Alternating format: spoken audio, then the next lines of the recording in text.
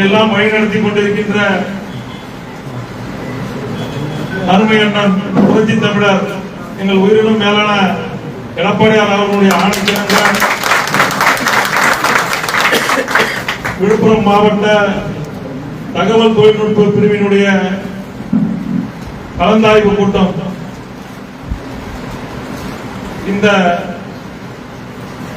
இந்த கூட்டம் வந்து நம்ம ஏன் கூட்டியிருக்கிறோம்னா, இப்போ நடந்து முடிந்த தேர்தல் வந்து எல்லாருக்கும் இருக்கிற ஒரு கேள்வி, உங்களுக்கு இருக்குது, எனக்கு இருக்குது, தமிழ்நாடு முழுக்க இருக்கிற ஒரு கேள்வி என்னன்னா, தாவேக்கா எப்படி ஆட்சிக்கு வந்தது? அது உண்மையா இல்ல கிடையாது எல்லாருக்கும். எல்லாரும், அதாவது குப்பம் சொப்பன்ல இருந்து பெரிய இன்ஜினியரிங்ல டாக்டர் படிச்ச ஆளுங்கள்ல இருந்து எல்லாருக்கும் உள்ள ஒரு கேள்வி என்னன்னா, பூத்துல உட்கார கூட ஆள் இல்ல, அவங்க ஆள் எங்க இருந்தா போனான்னு தெரியல, வேட்பாளர் யாருன்னு தெரியல, ஆனா தாவேக்கா எப்படி ஆட்சிக்கு வந்தது? இந்த ஒரு கேள்வி எல்லாருக்கும் இருக்குது. அந்த கேள்வியை தான் நம்ம ஆராய்ச்சி, அதுக்காக தான் நம்ம இப்ப நம்ம ஏதோ கொஞ்சம் கேதர் பண்ணிருக்கோம், அதை பத்தி நம்ம பேச போறோம். அது எப்படி அந்த தாவேக்கா ஆட்சிக்கு வந்ததுன்னா, இளைஞர்கள் வாக்கு பிளஸ் பெண்கள் வாக்கு, அதாவது வீட்டில் இருக்கிற ஹவுஸ் ஒய்ஃப் அந்த மாதிரி இருக்கிற வாக்கலாம், இந்த ரெண்டு வாக்கையும் அந்த தாவேக்கா எப்படி கேதர் பண்ணிச்சு அப்படின்றது தான் பார்க்கலாம். எப்படி அவங்களுக்கு வாக்கு வந்ததுன்னா, அவங்க வந்து இந்த போன், அந்த ஹவுஸ் ஒய்ஃபா இருக்கிற பெண்களும் சரி இளைஞர்களும் சரி முழு நேரம் மூழ்கி இருக்கிறது போன்ல. அந்த போன்ல வந்து பாத்தீங்கன்னா அவங்க வந்து சொல்றாங்க 1400 கோடிக்கு மேல செலவு செய்து அவங்க அந்த ரீல்ஸ் எல்லாம் போட்டு அவங்க அது மூலியமா பெற்ற வெற்றி தான் இந்த தாவேக்காவோட வெற்றி. அப்போ நாம என்ன பண்ணிட்டோம், நம்ம தாவேக்கா ஒரு பொருட்டா நினைக்காத விட்டோம். தாவேக்கா 5000 கோடி, ஏன்னா நாம வந்து கல்ல நேர்ல பார்த்தது வச்சு கணக்கு போட்டோம். தாவேக்கால ஆளே இல்ல, ஒரு 2 பேர் தாங்கிறான், 4 பேர் தாங்கிறான், பூத்துக்கு ஒரு ஆள் கூட கிடையாது, வேட்பாளர் கூட 5 பேர் கூட போல, வேட்பாளர் ஓட்டு கேட்க போனா 5 பேர் கூட போல, அந்த வேட்பாளர் நிறைய இடத்துல காசு வாங்கிட்டு உள்ள படுத்துட்டான், அவனும் ஓட்டு கேட்க போல, வேட்பாளரும் யாரும் தெரியல, வேட்பாளரும் ஓட்டு கேட்க போல, வேட்பாளர் கூடயும் யாரும் போல, எங்கேயும் யாருக்காகவும் அவனும் ஓட்டு கேட்கல, ஆனா திடீர்னு ஜெயிச்சிட்டாங்க. எப்படி? இதுதான் நடந்தது. இப்போ நாம வந்து 2021 அதுதான் நம்ம தவறோம். 2021 பாத்தீங்கன்னா திமுக சொன்ன தேர்தல் வாக்குறுதிகளை விட நம்முடைய வாக்குறுதிகள் அதிகம். அவங்க வந்து குடும்ப தலைவிக்கு 1000 ரூபாய் சொன்னாங்க, நம்ம 1500 ரூபாய் சொன்னோம். அவங்க சிலிண்டருக்கு 100 ரூபாய் சொன்னாங்க, நம்ம 6 சிலிண்டர் ஃப்ரீனோம். ஆனா இது எல்லாமே புரட்சி தமிழர் மட்டும்தான் பேசினார். நாம போய் கும்பலா அதை காதல வாங்கிட்டு வந்தோம். அதுக்கப்புறம் யாருமே இதை நம்ம வெளியில எடுத்து போகவே இல்லை. ஆனா திமுக என்ன பண்ணாங்க, போன வாட்டி அவங்க ஐபேக்னு ஒரு நிறுவனத்தை வச்சு எல்லா ஊடகங்களிலும் எல்லா டிவிலையும் போனதோடு மட்டும் இல்லாம அவங்க வந்து அந்த பூத் கமிட்டிக்காரங்களை வேலை வாங்கின விதம், அந்த பூத் கமிட்டியில வேலை செஞ்சவங்க என்ன பண்ணாங்க, கரெக்டா போயிட்டு ஒரு வீடா உட்கார்ந்து அந்த குடும்ப தலைவர்கிட்ட போய் உட்கார்ந்து இதெல்லாம் இருக்கு பேசினதோடு மட்டும் இல்லாம என்ன பண்றாங்க, அவங்க கிட்ட ஒரு ஃபார்ம் எல்லாம் கொடுத்து கைத்து வரலாம். இந்தாங்க, நாங்க ஆட்சிக்கு வந்த உடனே மகளிர் உரிமை தொகைக்கு 1000 ரூபாய் கொடுக்குறோம், அதுக்கு இதுல ஒரு கைத்து போடுங்க, சிலிண்டர்ல 100 ரூபாய் அதுக்கு ஒரு கைத்து போடுங்க. எப்படி நம்ப வைக்கிறாங்க. நம்ம வந்து நம்ம தலைவர் மட்டும் பேசிட்டு போயிட்டாரு, நாம அதை கண்டுக்கல, ஆனா இவங்க நம்ப வைக்கிறாங்க, வச்சு அந்த வெற்றி பெற்றாங்க. அதே பாணியில போய் அதே அந்த ஐபேக் நிறுவனத்தில் வேலை செஞ்ச ஆதவர்ஜனா தான் அங்க போய் என்ன பண்றாரு, அதை வேற மாதிரி அவங்க சினிமாக்காரங்க அந்த பாணியில போயிட்டு அந்த ஒரு பகுதியான ஆட்கள் அட்ராக்ட் பண்ணி வெறும் 34% வாக்குகள் தான் வாங்கி ஜெயிக்கிறாங்க. புரியுதுங்களா? என்னன்னா அவங்க நேரம் வாக்குகள் 3 பிரியுது, 4 அணியா நிக்கிறாங்க, 4 பிரியுது. அந்த பிரியத்துல 34% ஓட்டு வாங்குறாங்க. அந்த 34% பேர், 34% பேர்லையும் பாத்தீங்கன்னா ஒரு 25% பேர் பாத்தீங்கன்னா புள்ளி அந்த போன்ல மூழ்கி இருக்கிறவங்க தான். அதுல பாத்தீங்கன்னா அந்த ஒரு 9% பாத்தீங்கன்னா இப்ப இந்த சின்ன பிள்ளைங்க போய் அவங்க அம்மா கிட்ட ஆயா கிட்ட சொல்லி கேட்டதாலேயோ இல்லை அந்த 2500 தரேன், மாதம் 2500 தரேன், பசங்க படிச்ச பசங்க 4000 தரேன், இந்த மாரி தேர்தல் பொய்யான தேர்தல் வாக்குறுதியாலையும் ஒரு 9% வாக்கு அவங்களுக்கு கிடைச்சிருக்கு. அவங்களுக்கு கிடைச்சது மூலியமா இன்றைக்கு அவங்க அந்த வெற்றியை பெற்றிருக்கிறாங்க. நாம இதை மனசுல வச்சுக்கணும். ஒன்னே நாம புரிஞ்சுக்கணும். நம்ம வந்து அவங்க வந்து ஒரு கார்பரேட் கம்பெனியை வச்சு 1400 கோடி போட்டு அவங்க வேலை செய்யறாங்க. ஏன்னா அவங்க கிட்ட கட்சியில ஆளுமை இல்லை, புரியுங்களா? ஆனா நான் சொல்றேன், தமிழகத்திலே எங்கெங்கெல்லாம் மனிதன் வாழ்கின்றானோ, அவன் தீவுல வாழ்கிறாங்களோ, எங்கெங்கெல்லாம் தமிழ் பேசுகிற மனிதர்கள் வாழ்கிறார்களோ, அது எந்த இடம் கடல் கடந்த தீவா இருக்கலாம், காடா இருக்கலாம், பஸ் போகாத இடமா இருக்கலாம், ஆனா எல்லா இடத்திலும் அனைத்து இந்திய அண்ணா திராவிட முன்னேற்ற கழகம் இருக்கு. தமிழகத்திலே அனைத்து இந்திய அண்ணா திராவிட முன்னேற்ற கழகம் மட்டும்தான் எல்லா இடத்துலயும் இருக்கு. அவன் காசு கொடுத்து செய்யற அந்த வேலைய நம்ம வந்து காசு கொடுக்காமலே அந்த கார்பரேட் கம்பெனியை நம்பி செய்யற வேலைய நாம வந்து எளிதா பண்ணலாம், ஈஸியா பண்ணலாம். நாம எப்படி அவங்க ஜெயிச்சாங்களோ அதே ஆயுதத்தை, இப்ப எப்படின்னா அந்த காலத்துல ராஜா காலத்துல போர்ல வந்து காலாட்பாடு அப்படின்னு போய் சண்டை போட்டு ஜெயிச்ச மாரி இப்போ போன் மூலியமா ஜெயிக்கிறாங்க. இப்ப நாம அதே மாதிரி என்ன பண்ணோம்னா, வர உள்ளாட்சி தேர்தலில் நாம வெற்றி பெறணும்னா நமக்கு ஆயுதமே இந்த போன் தான். இந்த போனை நம்ம ஆயுதமா யூஸ் பண்ணி தான் ஆகணும். காலத்தின் கட்டாயம், வேற வழி இல்லை. ஒரு 25-30% ஓட்டு வந்து இப்படி ஆயிடுச்சு. அதாவது ஆரம்பத்தில் சொல்லுவாங்க, எலெக்ஷன்ல வந்து ஜாதிக்காக இப்படி இவ்வளவு % ஓட்டு விடும், காசுக்காக இவ்வளவு % ஓட்டு விடும், கட்சிக்காக இவ்வளவு % ஓட்டு விடும், இதெல்லாம் கணக்கு பண்ணாதான் ஜெயிக்க முடியும். கட்சி ஓட்டு 1% வரும், காசுக்காக உள்ள ஓட்டு 1% வரும், ஜாதிக்காக இந்த மாதிரி கணக்கு போடுவாங்க. அந்த மாதிரி கணக்குல இப்ப போனுக்காக உள்ள ஓட்டுன்னு ஒரு 25% ஓட்டுன்னு ஆயிடுச்சு. அப்போ நாம அந்த தகவல் தொழில்நுட்பத்துள்ள நாம போனாதான் வெற்றி பெற முடியும். இப்ப உள்ளாட்சி தேர்தல் வந்து நம்ம உள்ளாட்சி தேர்தலில் வெற்றி பெறணும். நீங்க வந்து மற்ற கட்சி மாதிரி நம்ம பார்த்தோம்னா வேலைக்காக நம்மளுடைய புரட்சி தமிழர் ஐயா எடப்பாடியார் பேசிட்டாருன்னு மட்டும் போயிட்டோம்னா நம்ம வேலைக்கு ஆக மாட்டோம். நாம எல்லாருமே ஃபீல்டுல இறங்கணும். இப்போ ஒருத்தர் கவுன்சிலர் நிற்கிறார் ஒரு ஊர்ல, அங்க ஒரு 5000 ஓட்டு. அப்போ நாம அந்த கவுன்சிலர்ல நமக்கு ஒரு 10-15 கிளை இருக்கு. நாம அங்கிருந்து ஒரு 200 கட்சிக்காரன் இருக்கணும். நம்ம அங்கேயே ஆரம்பிக்கணும். அங்கேயே நம்ம என்ன பண்ணணும், நம்ம வந்து நம்மளுடைய கருத்துக்கள் எல்லாம் சொல்ல ஆரம்பிக்கணும். ஏன்னா இன்னைக்கு போன் மூலியமா தான் நம்ம கட்சியை வந்து அழிக்க நினைக்கிறாங்க. நல்லா புரிஞ்சுங்க. ஒரு பொய்ய எவ்வளவு காலமா சொல்லிட்டு இருக்காங்க ஊடகங்கள்ல. திமுக கூட கூட்டணி எவ்வளவு வாடி சொல்றாங்க. அது பொய்ன்னு நம்ம சொல்லிட்டோம். நம்முடைய பொதுச் செயலாளர் சொல்லிட்டாரு. அது பேசுற நிறுவனங்கள் எதுவும் கிடையாது. அது ஒண்ணுமே இல்லாத விஷயம். அது பேசினாலும் ஒண்ணும் இல்லாத விஷயம், பேசினாலும் ஒண்ணும் இல்லாத விஷயம். ஆனா அந்த விஷயத்தை மட்டுமே பூதகலமாக்கி நம்மள வந்து ஒரு வீணாக்கி இருக்காங்கன்னா அந்த போன்ல அதையே அவங்க போடுறான் ஊடகங்கள்லாம். அப்போ எதிரில் இருக்கணும் அதெல்லாம் போடுறான். அதை பத்திலாம் அந்த தம்பி சொல்லுவாப்ல. இப்போ வந்து என்ன அந்த ஒரு கார்பரேட் கம்பெனில வேலை செஞ்சவர் அது கூட்டம் சொல்லுவார். அப்போ நம்மளை டேமேஜ் பண்றதுக்குன்னே நம்ம கழகத்துக்கான எதிர் சொல்களே அவன் போட்டு இருக்கான். நம்ம அதை பார்த்துட்டு அவன் போறானேன்னு சொல்லியிருந்தா வேலைக்கு ஆகாது. அவங்ககிட்ட 100 பேர் தான் இருக்கிறான். ஆனா அவன் நிறைய டெக்னிக்கலை வச்சு பண்றான். அவங்ககிட்ட கோடிக்கணக்கான பேர் இருக்கும். நாம வந்து அப்போ கையில எடுத்தோம்னா இதெல்லாம் ஈஸியா முறியடிக்கலாம். இப்ப அவங்க மாதிரி நம்ம மேல கொடுக்குற ஒவ்வொரு அவதூறுக்கும் நம்ம ஒரு கண்டென்ட் அவனுக்கு வந்து நம்ம திருப்பி கொடுக்கணும். இப்ப அவன் சொல்றான்னு வச்சுங்களா, இப்ப பாத்தீங்கன்னா ஒரு நியூஸ் பேப்பர், இப்ப நீங்க வந்து சில பேர் கண்டென்ட் எல்லாம் தயாரிக்க முடியலன்னு வச்சுங்க. நீங்க வந்து நான் சொல்ற மாதிரி இப்ப என்னன்னா ஐடிவி பசங்க மட்டும்தான் அதை டைப் பண்ணி போகணும் கிடையாது. சில பேருக்கு அதை டைப் பண்ணி சிஸ்டம் வச்சு போடுவாங்க. சில பேர் லெட்டரா டைப் பண்ணுவாங்க. சில பேர் நம்ம வரலாறு பண்ணாலே போதும். இப்ப நம்ம இன்பது அண்ணா இப்போ ஒரு 2-3 நாளா சொல்றாரு, என்ன இந்த ஆட்சி வந்து குதிரை பேரத்துக்கான சொன்னார். அதுக்கான காரணங்களை சொல்றாரு. விஜய் வந்து ஒரு குறிப்பிட்ட எம்எல்ஏ வந்து ஒரு அதிமுக கட்சியில இருந்து உடச்சி கூட்டு போய் ஒருத்தர் வச்சிருக்கிறாங்க. அவனை போய் பாக்குறாங்கன்னா அதே குற்றத்துல வருன்றாரு. அப்போ நம்ம செய்யாத குற்றத்தை நம்ம திமுக கூட்டணின்றான்.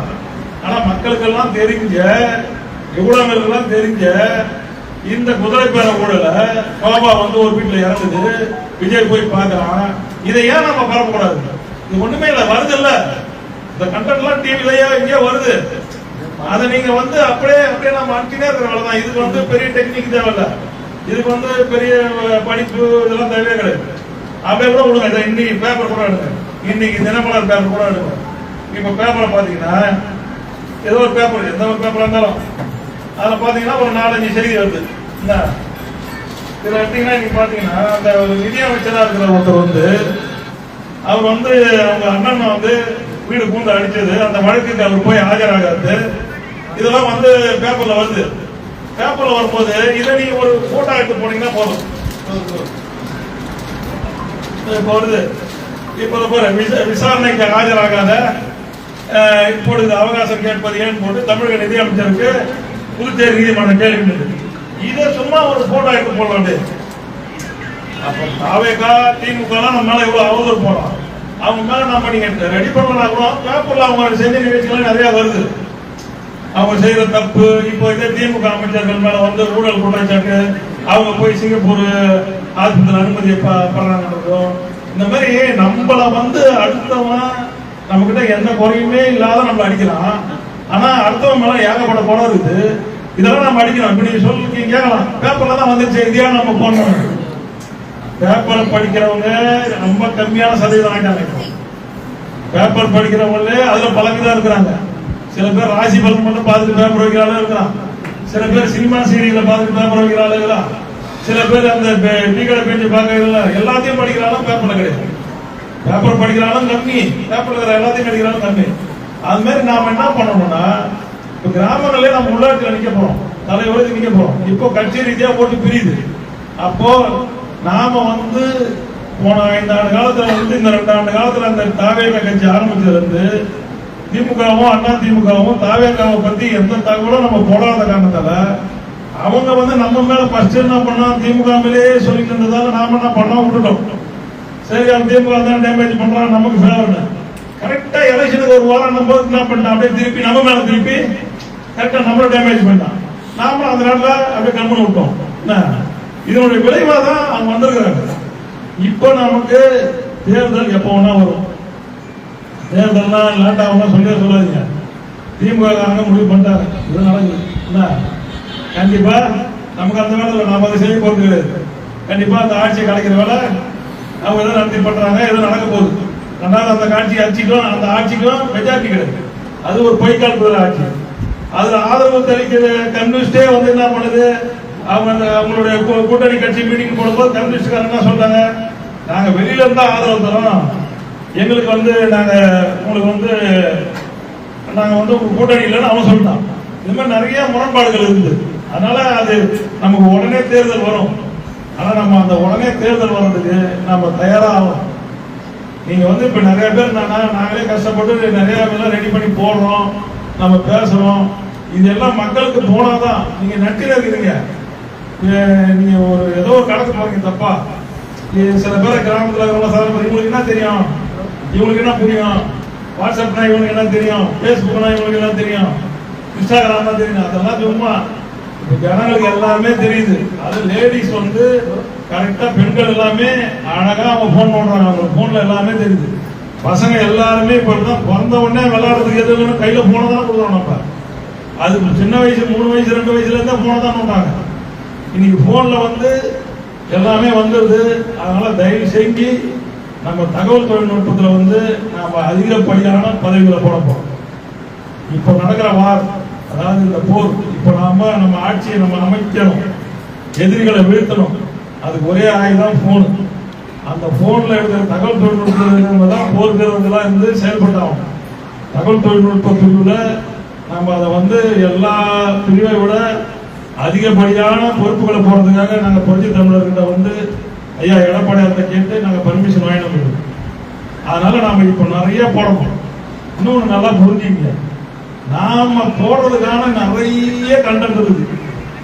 அதாவது கடந்த 4 ஆண்டு காலம் புரட்சி தமிழர் ஆட்சியிலும் சரி, அதுக்கு முன்னாடி புரட்சி தலைவி அம்மாவுடைய ஆட்சியிலும் சரி, புரட்சி தலைவர் எம்ஜிஆருடைய ஆட்சியிலும் சரி, நாம செய்த சாதனைகள்லாம் எண்ணற்ற சாதனைகள், எல்லாமே இன்னைக்கும் பயன்படுகிற சாதனைகள், இன்னைக்கு நடைமுறையில் இருக்கிறது. இதெல்லாம் நம்ம போட்டாலே போதும். அது இல்லாம ஒரு ஊர்லயும் நடக்கிறது. அதே மாதிரி பாத்தீங்கன்னா இதுல மாதிரி நிறைய போடலாம். புரட்சி தமிழர் ஐயா அவர்கள் வந்து கொரோனா காலத்துல அவர் பண்ண சாதனைகள்லாம் கொஞ்சம் நெஞ்சமே இல்லை. அப்ப பாஸ் ஆன ஜனங்க நிறைய. அப்ப அரசு ஊழியர்கள் எல்லாருக்கும் சம்பளம் கொடுத்தோம். அப்ப வந்து எந்த ஒரு உயிரிழப்பும் ஏற்படாத பாத்துக்கணும். அதே மாதிரி பாத்தீங்கன்னா நம்ம வந்து விவசாயத்துல போனீங்கன்னா விவசாயத்தை இன்னைக்கு நம்ம அந்த அளவுக்கு அந்த மண்டல் மண்ணெல்லாம் எடுக்கிறது, கொடிமரம் வந்து பணியெல்லாம் கொடுத்து நம்ம எவ்வளவு பண்ணிருக்கிறோம். அதே மாதிரி விவசாய கடன் தள்ளுபடி பண்ணிருக்கிறோம். இதெல்லாம் இவங்க நிறைய பண்ணல. இது மாதிரி பாத்தீங்கன்னா நாம போனோம்னா நிறைய கடன் இருக்குது. அதே அம்மா ஆட்சியில் அது மாதிரி லேப்டாப் கொடுத்தது, சைக்கிள் கொடுத்தது, இன்னைக்கு நிறைய பசங்க படிக்கிறதுக்கு காரணம் புரட்சி தலைவி அம்மா தான். என்ன சட்டம் ஒழுங்கு அதே மாதிரி பிங்கர் டிப்ல வச்சிருந்தாங்க. இவங்க எல்லாம் கூட பண்றாங்க. அம்மா என்ன பண்ணாங்க, 2011 வந்த உடனே என்ன பண்ணாங்க, 2001 வந்த உடனே என்ன பண்ணாங்க, என்கவுண்டர் அடிச்சாங்க. நம்ம 2090 நம்ம ஆண்டோம். அதுக்கப்புறம் 96 2001 திமுக ஆட்சி இருக்கும்போது ரவுடிசம் தலை துவங்கியது. மெட்ராஸ் எல்லாம் 7 மணிக்கு எல்லா கடையும் சாத்திடுவாங்க. நைட் சர்வீஸ் பஸ் கிடையாது, ஆட்டோ கிடையாது, அந்த அளவுக்கு ரவுடிசம் இருந்தது. அம்மா 2001 வந்த உடனே என்ன பண்ணாங்க, ரவுடிகள்லாம் சுட்டு தரணும். சட்டம் ஒழுங்கு அப்படியே சீர்கட்ட சட்டம் ஒழுங்கு நிலையா அப்படியே அருமையாயிடுச்சு. இது மாதிரி நாம பண்ண சாதனைகள்லாம், அம்மா பண்ண சாதனைகள். புரட்சி தமிழர் ஐயா பாருங்க, அந்த 7.5 உள்ஒதுக்கீடு இன்னைக்கும் நீட்டுன்றான். பொய்யா ஏதோ ஒழிக்கிறான். இன்னைக்கு நீட்டு இல்லாத போது, நீட்டு வராத போது படிச்ச மருத்துவ மாணவர்களை விட ஏழை மாணவர்கள் அதிகம் படிக்கிறது இப்பதான். இதெல்லாம் நாம போடணும். இதெல்லாம் நம்ம அடிக்கடி போடணும். நீங்க வந்து இதெல்லாம் ஏற்கனவே போட்டாச்சு பழசு அதெல்லாம் நினைக்காதீங்க. நம்மளுடைய சாதனைகள்லாம் நிறைய இருக்கு. நம்ம புரட்சி தமிழர் ஐயாவுடைய சாதனைகள்லாம் ஏகப்பட்டது இருக்குது. இதெல்லாம் நம்ம போடணும். ஏன்னா ஊடகங்கள்லாம் எல்லாமே நமக்கு எதிராக தான் இருக்குது. அதே மாதிரி சில கார்பரேட் கம்பெனிகள்லாம் நமக்கு எதிராக தான் நிறைய செயல்படுது. அப்ப நம்ம எல்லாரும் இந்த ஆயுதத்தை கையில எடுத்தோம்னா தான் எல்லாம் அவங்களால முடிஞ்சது. ஒண்ணுமே இல்லை, ஒரு கேமராவை நமக்கு ஒரு போட்டோ எடுக்க தெரியாதா, பேப்பர்ல வருதா, இந்த போடுற அந்தந்த ஊர்ல இந்த பொண்ணுல திண்டிவனத்துல தூய்மை பணியாளர்கள் போராட்டம் பண்றான். எடுத்து போடு, எல்லாமே ஒரு அடிதான். ஒரு ஆணியை சுற்றியில ஒரே அடியில் அடிச்சு டக்குன்னு இறங்கிட முடியுமா? அது பொறுமையா டக்குன்னு அடிச்சாதான் அந்த ஆணி இறங்கும். அடிக்கடி தான் இறங்கும். அது மாதிரி நாம வந்து நிறைய தகவல், நீங்க வந்து இது போட்டா அதாயிடுமா, அதை போட்டா இதாயிடுமா அப்படின்னு நினைக்காதீங்க. இவர் தான் கிங்க போறதுல, இவர் தான் சிங்க, நாம வேஸ்ட், அந்த கதையெல்லாம் போகாதீங்க. ஒரு போர் நடக்குதுன்னா அதுல 1 லட்சம் போர் வீரர் இருப்பான், 10 லட்சம் போர் வீரர் போவான். எல்லாரும் கத்தி எடுத்து சண்டை போட்டதான் ஜெயிக்க முடியும். அது ஒரு மாவீரனா தளபதியாகிறாரு, அவர் மட்டும் கத்தி எடுத்து சண்டை போட்டா நாமளும் சும்மா நின்னா ஜெயிச்சிடலாம் முடியுமா? முடியாது. எல்லார் கையிலையும் போடுது, எல்லாம் போடுங்க. உள்ளாட்சி துறையில நம்ம வெற்றி பெறணும். அவங்க வந்து அநியாயம் நடக்குது. அந்த தாவேக்கால நிறைய அநியாயங்கள் இருக்கு. நம்ம சொல்லணும்னா எவ்வளவு சொல்லிட்டு போலாம், நிறைய கருத்துக்களை சொல்லலாம். இப்ப ஊடகங்களை முதல் சொல்லலாம். ஊடகங்களை பாருங்க, இப்ப நம்மளை பத்தி எவனா திட்டினா அதை போடலாம், அவன் திட்டான நாம திட்டினா அதை போடலாம். நாம இன்னைக்கு தமிழகத்திலே ஒரு ஜீவாதார பிரச்சனை, தமிழகத்தை காப்பாற்றக்கூடிய ஒரு பிரச்சனை, அதாவது விவசாயிகளுக்கான பிரச்சனை. அது சொல்லுவாங்க, விவசாயிகளுடைய வேர்வை நிலத்திலே விழுந்தால் மண்ணும் பொன்னாகும், விவசாயிகளுடைய கண்ணீர் நிலத்திலே விழுந்தால் மண்ணும் மயான பூமி ஆகிவிடுவாங்க. அப்போ எவ்வளவு ஒரு முக்கியமான பிரச்சனை, எவ்வளவு ஒரு சென்சிட்டிவான பிரச்சனை, எவ்வளவு நம்மளுடைய ஜீவாதார பிரச்சனை, நம்மளுடைய வாழ்க்கை பிரச்சனை. விவசாயிகளுக்கான ஒரு போராட்டம் என்பது இவ்வளவு முக்கியமான ஒன்று.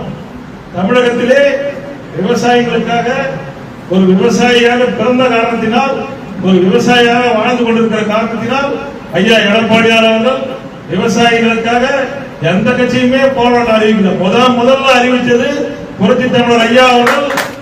அந்த போராட்டத்தை அது விழுப்புரம் மாவட்ட கழக சார்பாக நம்ம நடத்துறதுக்கு நமக்கு ஒரு வாய்ப்பை கொடுத்தார். தமிழகத்தின் முக்கிய பிரச்சனை என்பதற்கு வாய்ப்பு கொடுத்தார். ஆனா நாம நடத்தின ஒரு போராட்டம், அது தமிழகத்திலே நம்ம மட்டும்தான் இந்த ஊர்ல நடத்துறோம், விவசாயிகளுக்காக நடத்துறோம். அந்த ஒரு போராட்டம் நடந்துச்சுன்னு கூட நிறைய ஊடகங்கள் போடுது. புதிய தலைமுறை ராஜ் டிவி, சன் டிவி, 2-3 இதுதான் வந்தது. மீதி ஊடகங்கள்லாம் போடல. நீங்க அந்த ஊடகங்கள் அப்ப எப்படி தப்பான ஊடகங்கள், நீ எங்களுக்காக போட தேவையில்லை. விவசாயி மட்டும் கத்தினே இருந்தா போதுமா? விவசாயிகளுக்காக ஒரு பேர் இயக்கம், அனைத்து இந்திய அண்ணா திராவிட முன்னேற்ற கழக இயக்கம் ஒரு போராட்டத்தை அறிவித்து நடத்துது. அதை கூட உங்களுக்கு போட மனசு இல்ல. அப்ப நல்லது செய்யறதுக்கெல்லாம் ஊடகங்கள் இல்ல. எவனா ஆச்சுங்கன்னா, யாரா ஒருத்தர் திட்டனா, யாரா ஒருத்தர் அவதூறு சொன்னா, இதை போறதுக்கு தான் ஊடகங்கள் இருக்குது. அப்போ நாம செய்த நல்லதெல்லாம், நாம போராட போற நல்லதெல்லாம் நாம மக்களுக்கு தெரிவிக்கணும்னா நாமளே தான் அதை செஞ்சோம். என்றைக்குமே அதிமுகவுக்கு நாளேடுகளும் சரி, ஊடகங்களும் சரி சப்போர்ட்டா இருந்ததில்லை, எதிர்ப்பாதான் இருந்தது. எதிர்ப்பான கருத்துக்களை தான் போட்டு தவறான கை செய்திகளை தான் சொல்லிட்டு இருக்கிறாங்க. அப்போ இவங்களெல்லாம் எதிர்த்து போராடக்கூடிய ஒரு நிலையில நாம இருக்கிறோம். இனி நாம ஜெயிக்கணும்னா நம்ம ஃபீல்டு ஒர்க்கு மற்ற ஒர்க்கெல்லாம் விட இந்த ஊடகத்துல இந்த போனை வச்சு நம்ம செய்ய போற வேலையில தான் நம்மளுடைய வெற்றி நிச்சயமா இருக்கு. அந்த வேலையை வந்து நம்ம எல்லாருமே செய்யணும். 85 வயசாலும் செய்யலாம், 70 வயசாலும் செய்யலாம், நிலத்திருக்கிற விவசாயியும் செய்யலாம், படிச்ச பசங்களும் செய்யலாம், எல்லாருமே செய்யலாம். அதுக்கான காரணங்கள்லாம் பாத்தீங்கன்னா நிறைய இருக்கு. இப்ப பாத்தீங்கன்னா தாவேக்காவை பத்தி நம்ம போன நிறைய போடலாம். இப்ப அந்த ஒரு மந்திரி, ஒரு வளர்ந்து கட்ட மந்திரி, கணக்கே தெரியாத மக்கு மந்திரி பொழுது அவர் என்ன சொல்றாரு, இந்த குட்டா ஊழல் திருடணும், இந்த நம்ம நில அபிவிருத்தி திருடணும் சேர்ற ஒரு இணைப்பு அவர் பேசுறாரு. பேசும்போது என்ன சொல்றாரு, இந்த விஜயபாஸ்கர் வந்ததுல இருந்து அதிமுக இருக்கிற 60% பேர் வந்துட்டாங்க, இன்னும் 30% மீதி இருக்கிறாங்க. அவனுக்கு 100%த்துல 60 போச்சுன்னா மீதி 40 இருக்கிறது அவனுக்கு இல்ல. இவன் வந்து சொல்றான் 60% வந்துட்டாரு குட்கா பாஸ்கர் வந்தவனே, இன்னும் நமக்கு வர வேண்டியது 30% தான் இருக்கு. அதே மீட்டிங்ல தான் கரூர் பாஸ்கர், இளமோசடி பாஸ்கர் பேசும்போது சொல்றாரு, அனைத்து இந்திய அண்ணா திராவிட முன்னேற்ற கழக பேரைக்கும் 1.5 கோடி தொண்டர்களை கொண்டதுன்னு அதே மீட்டிங்ல பேசுறாரு. அதே இவன் பேருக்கு கல்மன் கூட அவர் பேசுறாரு. அப்போ அவர் சொல்றதை எவ்வளவு விட்டுரும், 1.5 கோடியே தேவையில்லை, 1 கோடி தொண்டர் இருக்கிற இயக்கம். இப்ப நீங்க பழைய உள்ள எத்தனை இணைப்புழா வச்சிருப்பீங்க? நீங்க ஆட்சிக்கு வந்து ஒரு 50 நாள் ஆகுது வச்சுங்க, எத்தனை இணைப்புழா வச்சிருப்பீங்க? சனிக்கிழமை வைக்கிறீங்க, இடையில கூட வைக்கிறீங்க வச்சு ஒரு 20-25 விழா வச்சிருப்பீங்களா? ஒரு 5-6 விழா கூட வச்சீங்க. ஒரு இதுக்கு 1000 பேரே வச்சீங்க. 1000 பேர்லாம் கிடையாது, 200 பேர் 300 பேர் வரும். 200 பேர் 300 பேர் எல்லாம் இத்து போன பீஸ். அதை பாதி பேர் பொதுஜனம், அரசியல் அனாதைங்க, அரசியல் ஆர்வ கோளாறுங்க, எங்க ரிட்டையர் ஆன கேஸ், வீணா போன கேஸ் எல்லாம் வருது. இதுங்களதான் நீ வச்சு சேர்த்தா கூட ஒரு கணக்கு கொடுங்க. 5-6 தான் சொல்றாங்க, நான் 25 கொடுக்குறேன். நீங்க 25 வாட்டி 1000 பேர் சேர்த்துறீங்க. அப்போ 25 × 1000 எவ்வளவு வருது? 25,000. மரகத குமரவேல் என்ன பண்ணிச்சு? பொது ஜனங்கள்லாம் 1000 ரூபாய் 500 ரூபாய் கூட்டாந்து அவன் கட்சிக்காரன் தான் உட்கார்ந்து இருப்பான்ல, அந்த செய்தி எவனுமே இல்லை. 1000-500 கூட்டாந்து அது ஒரு 2000 பேரை கூட்டாந்து ஒரு மீட்டிங் வச்சு சேர்த்து அதிகமாக போடுப்பா கணக்கு ஆபீஸுக்கு போடு. கணக்கு அவன் கணக்குக்கே போ, என்ன ஆகுது? அது ஒரு 2000 பேர் ஆகுது. இப்ப இந்த பாஸ்கர், குட்டா பாஸ்கர் கொண்டு போய் சேர்த்து பாத்தீங்கன்னா அது பாத்தீங்கன்னா அது ஒரு நாள் 5000 பேர் கூட போடும். அது 3000-2000 பேர் கூட போடும். அது போட கூட ஒரு 3000 பேருக்கு 5000, அது ஒரு 25,000. நீ சேர்த்துக்கிறது எவ்வளவு? இது வரலாம் 30,000 பேர். 1 கோடி தொண்டர்கள் இயக்கத்துல 30,000 போச்சுன்னா மீதி எவ்வளவு இருக்குது? சேர்த்தது 1-2% கூட இல்ல, சேர்த்தது 1% கூட இல்ல, 0.5% கூட இல்ல, 0.25% தான் நீ சேர்த்துக்கிற. 0.25% சேர்த்துக்கிற. இதை இவன் சேர்த்துட்டு என்ன சொல்றான்? அதிமுக சேர்ந்து போய் ஊடகங்களும் அந்த மாதிரி சேர்ந்துட்டு இருக்காங்க.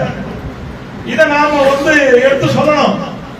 நாங்க இவ்வளவு பேர் இருக்கிற இயக்கம், இவ்வளவு பேர் தான் நீ சேர்த்துக்கிற, நீ ஆனா இப்படி போய் சொல்றீங்க, ஜனங்களுக்கு தெரியாது இல்ல. அவனும் அதிமுக இருந்துட்டே மொத்தம் ஒரு 50,000 பேர் 25,000 பேர் தான் இருக்கிறாங்க நினைச்சுக்கின்னு பண்றாங்க.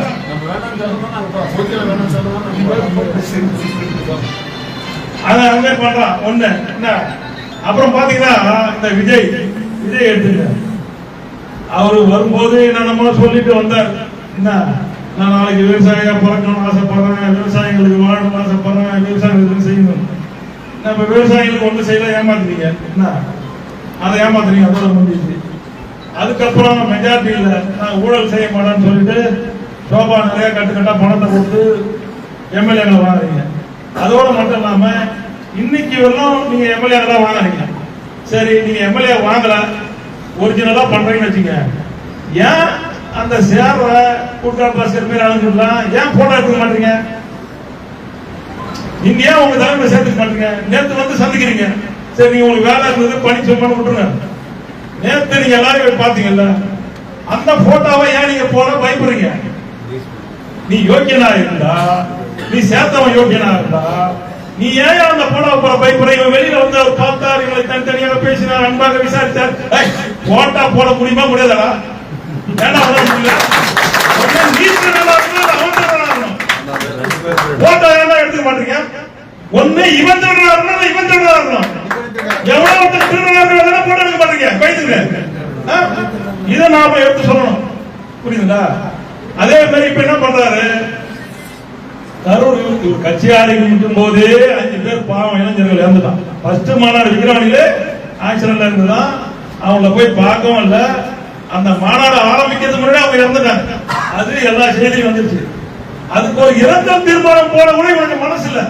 அந்த மாநாட்டுல அந்த இறந்த 5 பசங்க பாவம் இளைஞர்கள் உன்னை நம்பி வந்து இறந்துட்டான், அவனுக்காக ஒரு 2 நிமிஷம் மௌன அஞ்சலி செலுத்த உனக்கு மனம் இல்ல, அவனுக்காக ஒரு இரங்கல் தீர்மானம் போடுறதுக்கு உனக்கு மனசு இல்ல, அவனை போய் பார்க்கறதுக்கு உனக்கு மனசு இல்ல.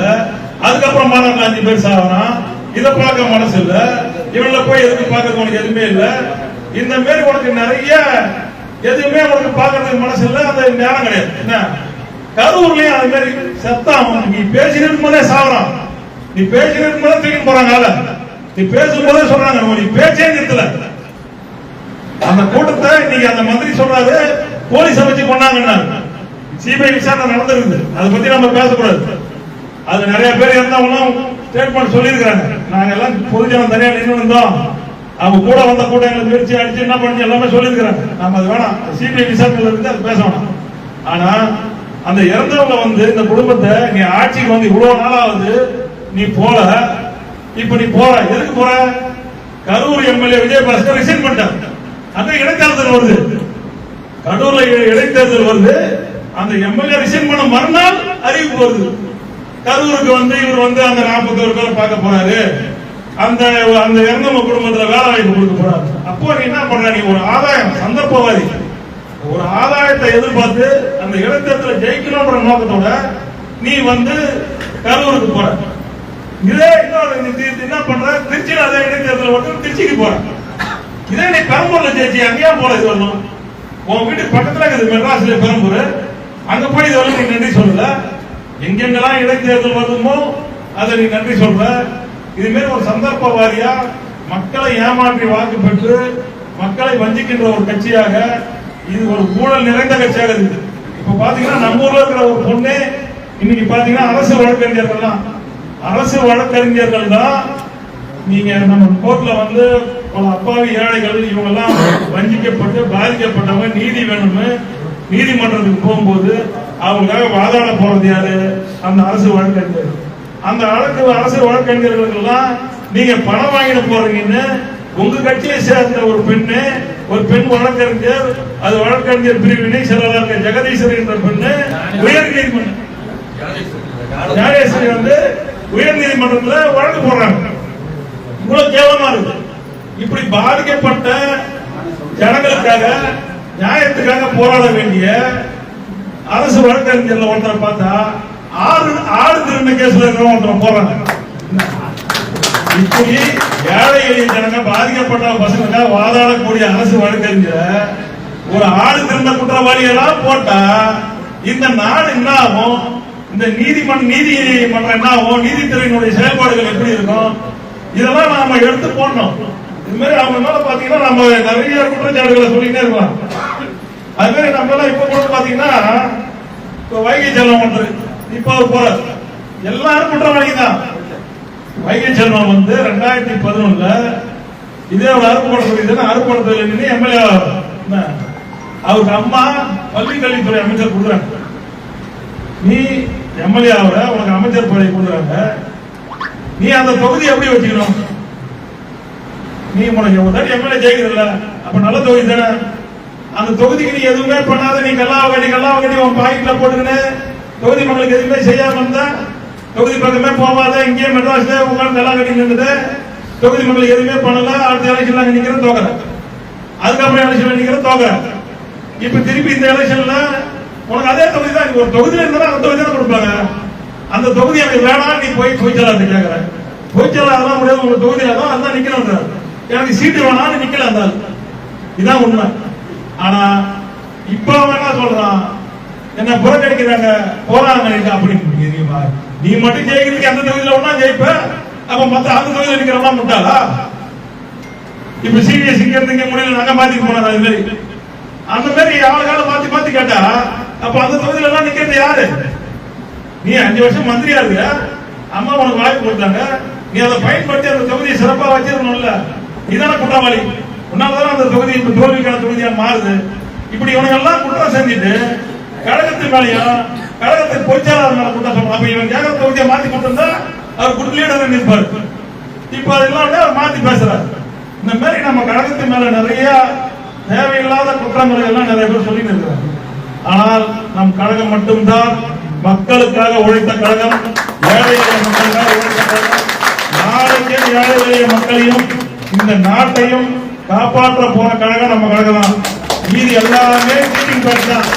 அது திமுகவா இருக்கட்டும், தாவேகா இருக்கட்டும், அவங்க முதுகுல ஏகப்பட்ட அழுக்குகள் இருக்குது, ஏகப்பட்ட கரைகள் இருக்குது, நிறைய சொல்லலாம். இப்ப அதான் அவங்க கட்சிக்காரவே அந்த பிஸியா வந்து இவ்வளவு பணம் வாங்கிட்டு இது பண்ணாலும் வழக்கே போட்டுக்கிறாங்க. நமக்கே தெரியும் என்னென்ன நடக்குதுன்னு. இன்னைக்கு வரலையும் ஆர்டிஓ ஆபீஸ்ல வாங்குற லஞ்சம் வாங்கிட்டு தான் இருக்கிறாங்க. இன்னைக்கு ஒவ்வொரு ஆபீஸ்லயும் வாங்குற லஞ்சம், ரிஜிஸ்டர் ஆபீஸ்ல வாங்குற லஞ்சம் வாங்கிட்டு தான் இருக்கிறாங்க. ஆனா இவங்க ஊழல் லெட்டர் அழைச்சிருக்காங்க. அது இருக்கிறவங்க எல்லாம் குற்றவாளியா தான் இருக்கிறாங்க. சும்மா இவங்க மாத்தி மாத்தி சொல்லி நம்ம மேல ஏதோ ஒரு நம்ம எதுவுமே கேட்க கூடாதுன்றான். நம்ம எம்எல்ஏ முதல பேரம் பேசி விலைக்கு வாங்கலாம். நாம போய் இதை கவர்மெண்ட் கொடுத்தா ஆட்சியை கலைக்க போறோம்னா அப்புறம் போடுறோம். யோகித்தனமான ஒரு ஆட்சி நடந்தா கலைக்காம என்ன பண்ணுவாங்க? நீ உன்னுடைய தைரியத்தை வச்சு, உன்னுடைய உழைப்பை வச்சு, உன் கட்சியினுடைய பலத்தை வச்சு நீ ஆட்சி அமைஞ்சிருந்தா அதுல ஒன்றும் தப்பு இல்லை. இல்ல கூட்டணி கட்சிகளை வாங்குறா, அதை பத்தி தப்பு கிடையாது. இன்னொரு கட்சியை உடைச்சு ஆசை வார்த்தை காட்டி பணத்தை கொடுத்து நீ நேரடியா போய் அந்த எம்எல்ஏ விலைக்கு இன்றைக்கு விலைக்கு வாங்கினே இருக்கிற. அப்போ நடவடிக்கை எடுக்கலன்னா இன்னும் எவ்வளவு பேர் நீ விலைக்கு வாங்குவ? நீ ஒரு நியாயமான அரசா? நிச்சயமா நடக்காது. இது காசை கொடுத்து கொள்ளடிச்சு வாங்குற ஒரு அரசாங்கம் வந்து திரும்பி அந்த காசை எடுக்கணும்னா மக்கள் கிட்ட தான் வந்து மக்கள் கிட்ட போய் தான் காசை சுரண்டுவாங்க. புரியுதுங்களா? இப்போ ஒருத்தன் முதல் போட்டு வரான், இப்போ ஒரு பிபி வரான், 10 கோடி 20 கோடி கொடுத்து வந்தா என்ன பண்ணுவான்? மொத்தம் தான் பணம் வாங்குவான். இந்த மாதிரி நீ எம்எல்ஏ எல்லாம் 50 கோடி 100 கோடி கொடுத்து விலைக்கு வாங்கிட்டு என்ன பண்ண போற? மக்கள் பணத்தை தான் சுரண்ட போற. அதனால இந்த ஆட்சியை சீக்கிரம் அகற்றப்பட வேண்டிய ஆட்சி இது அகற்றப்படும். நாம் மீண்டும் ஆட்சி வரணும், உள்ளாட்சி தேர்தலில் வரணும். அதனால எல்லாருமே நீங்க எல்லாருமே எவ்வளவு பேர் ஐடிவிங்கில விருப்பமா இருக்கிறவங்க